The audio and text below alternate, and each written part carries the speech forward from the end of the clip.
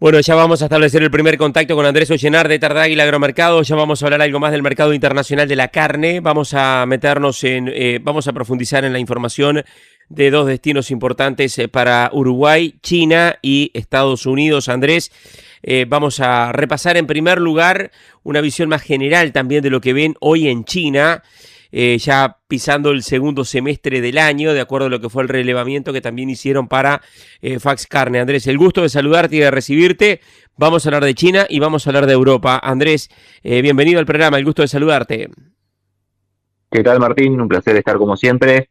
Sí, vamos a hacer una pequeña puesta a punto de lo que está dejando esta nueva semana desde el mercado internacional de la carne, arrancando por China, que es el destino más relevante en cuanto a volumen de importación en el mundo. Para Uruguay ahí peleando con Estados Unidos cabeza a cabeza en este 26, pero eh, la sensación del mercado es un poco ambigua. En las últimas semanas, después de lo que fue la Feria de la Cial, se empezó a enfriar. El argumento principal y que distintos operadores repiten es los elevados stocks de carne que hay hoy en las cámaras. Esto tiene directa relación a los grandes volúmenes que han embarcado tanto Brasil como Australia, buscando acceder a la cuota que van a agotar en las próximas semanas. Esto lo hemos comentado en muchas oportunidades en los últimos días.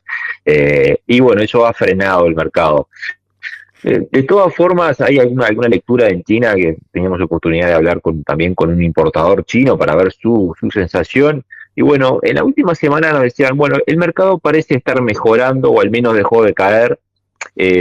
Hay un cambio de ánimo en algunos operadores, había algunos problemas de liquidez que también tenía en algunos agentes que aparentemente habría quedado atrás o se estaría normalizando.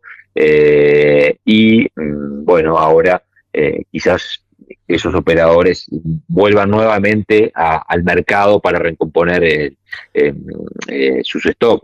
A nivel de lo que es el Mercosur, tanto en Brasil, en Argentina como en Uruguay, no veían todavía eso de que China estaba quizás consultando, pero desde China tenían esta otra visión. Es bueno también poner en la mesa las dos versiones que hoy se tienen sobre el mercado. Bien, ¿cómo viene hoy el mercado de Europa? Además, arrancando ahora ya la nueva cuota Hilton.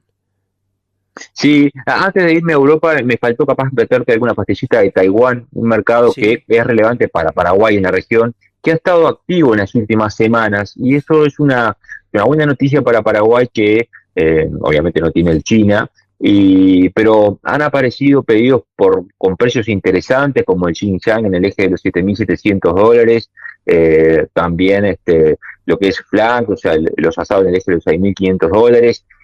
Hay un mercado activo también ahí en esa zona del continente para Paraguay, que también ahí encuentra una opción comercial interesante. Ahora sí, pasando a Europa, la sensación, por lo menos en la última semana, es que los precios tienden a estabilizarse o al menos encontrar un piso. Veníamos ya de, te diría que 3, 4 semanas corrigiendo $200, $300 todas las semanas a la baja, después de los picos de precios que tuvimos ahí cerrando el primer trimestre, pero ahora da la sensación de que los precios han llegado a un nivel de equilibrio, y justamente uno de los factores que me mencionaba un exportador era esa incertidumbre que gira sobre el embargo de la carne brasileña, entre comillas, a partir de septiembre.